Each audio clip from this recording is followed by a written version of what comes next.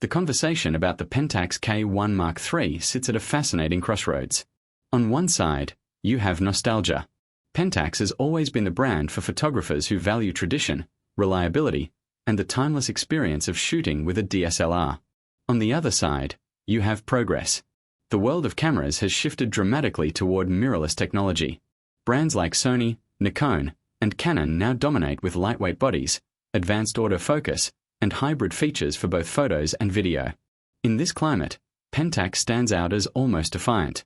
They remain committed to the DSLR form. And with the upcoming K-1 Mark III, they are doubling down on what makes them unique.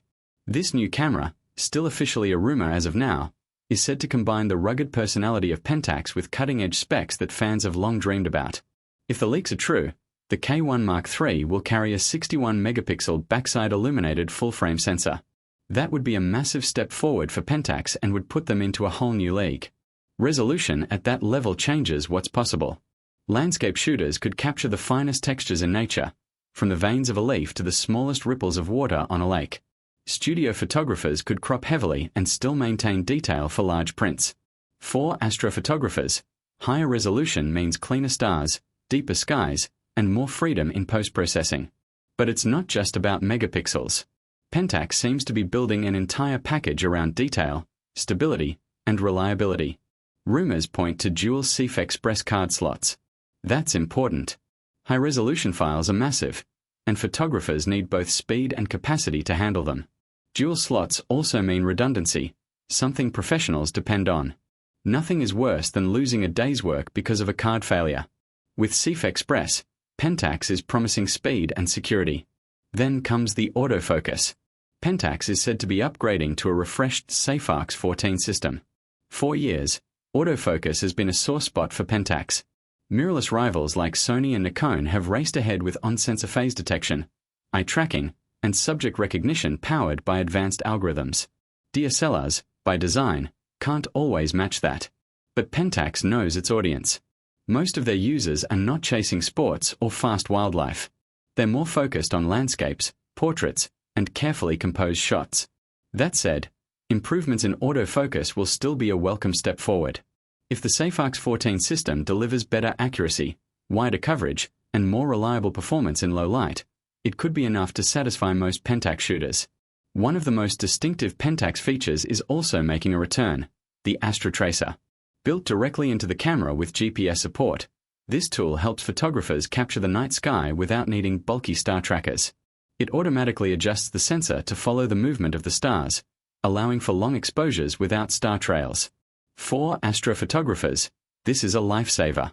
It cuts down setup time, reduces the amount of gear to carry, and makes night photography accessible even to beginners.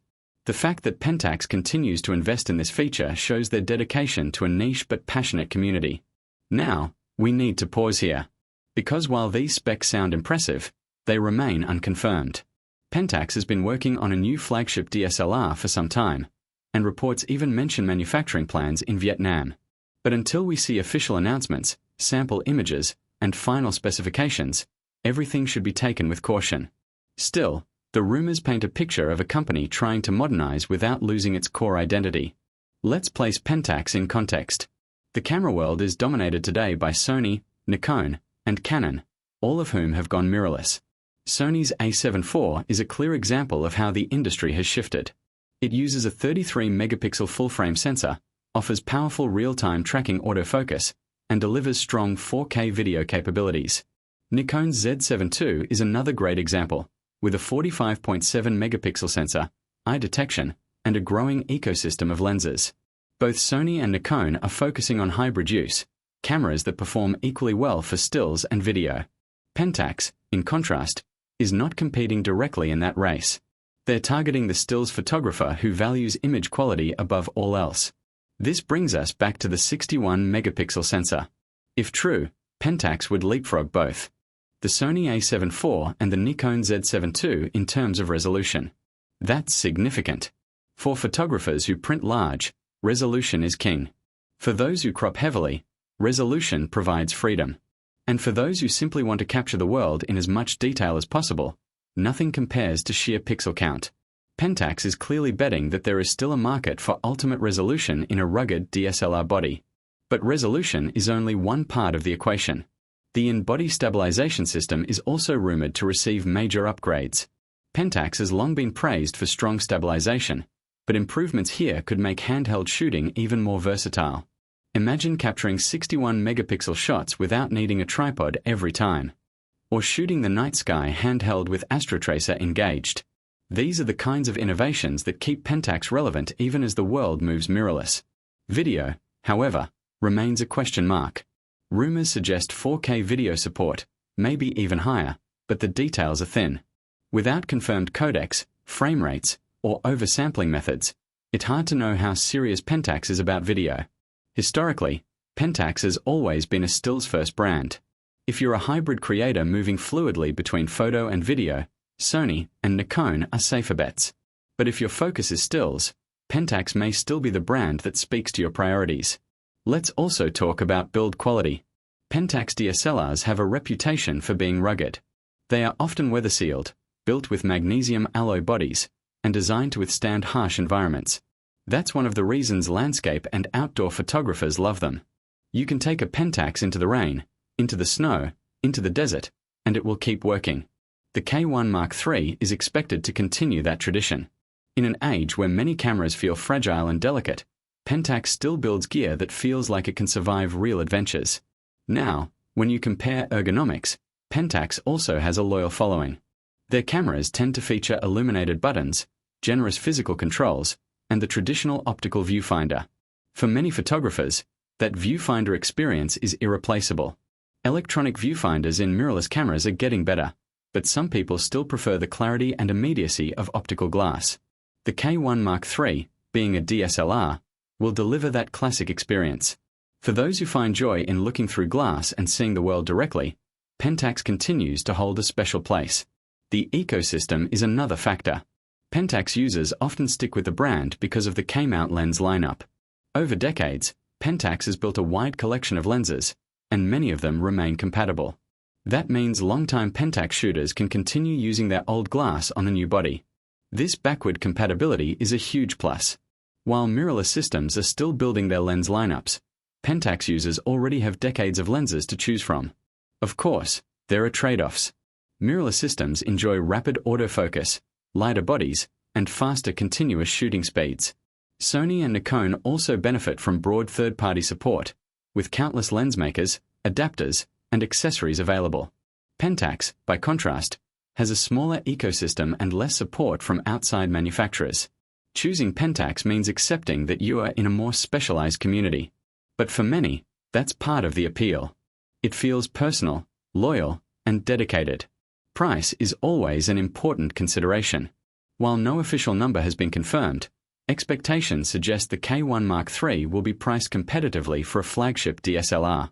Pentax tends to position its cameras slightly below the top-end mirrorless rivals. If the K-1 Mark III does deliver 61 megapixels, improved stabilization, and modern storage with dual CFexpress slots, it could be seen as a strong value compared to Sony or Nikon equivalents. Release timing is also still under wraps, but leaks suggest production plans are already in motion. Manufacturing in Vietnam has been mentioned, and industry watchers expect an official announcement in 2025. Whether that comes early or late in the year, Pentax fans are eagerly waiting. This camera has been in development for years, and the anticipation is at an all-time high. When we look at the bigger picture, the Pentax K-1 Mark III represents more than just another camera launch. It represents a philosophy. In a world rushing toward mirrorless and hybrid solutions, Pentax is choosing to refine the DSLR. They are saying that there is still value in tradition, still room for photographers who love the tactile experience of an optical viewfinder, still a demand for rugged build quality and high-resolution stills.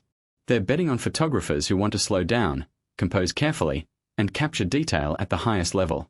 So, to summarize the first section, the K-1 Mark III is rumored to carry a 61 megapixel sensor, dual CFexpress slots, a refreshed SAFOX 14 autofocus system, improved stabilization, built-in GPS with astrotracer, rugged build quality, and a classic DSLR experience. These features position it as a camera for still specialists, landscape photographers, astrophotographers, and studio shooters who care most about resolution, detail, and reliability. It may not be the best choice for sports or fast action. It may not compete head-to-head with Sony and Nikon in video features. But for its intended audience, the K-1 Mark III could be a dream camera. A DSLR that holds onto tradition while stepping into the modern age. A camera that shows Pentax still has something unique to offer. When you look at today's camera market, two names dominate the conversation: Sony and Nikon. Both have embraced mirrorless technology and have invested heavily in hybrid cameras that excel at both stills and video. Sony's A7 IV is a great example. It uses a 33-megapixel back-illuminated full-frame sensor, with real-time tracking autofocus that can follow people, animals, and even birds with incredible precision. It also shoots high-quality 4K video at 60 frames per second, with 10-bit color for professional grading. Nikon's Z7 II offers a different but equally strong package. With a 45.7-megapixel sensor, excellent dynamic range, and reliable eye detection autofocus, it's designed for photographers who want both high resolution and strong all-around performance. The Z7 II also supports 4K video, has a bright electronic viewfinder, and benefits from Nikon's growing Z-mount lens system. Compared to these two, the Pentax K-1 Mark III stands apart. Its rumored 61-megapixel sensor would surpass both Sony and Nikon in terms of pure resolution. For detail-oriented work like landscape and studio photography, Pentax could take the lead. But autofocus and video remain areas where Sony and Nikon clearly hold the advantage. Their on-sensor phase detection systems are simply faster and more accurate for moving subjects. Their video features are already tried and tested, with professional tools ready for hybrid creators. So, the choice becomes clear. If you want ultimate stills resolution and a traditional DSLR experience, Pentax is the one. If you need a flexible tool that can handle both stills and video with modern speed and convenience, Sony and Nikon remain the safer bets.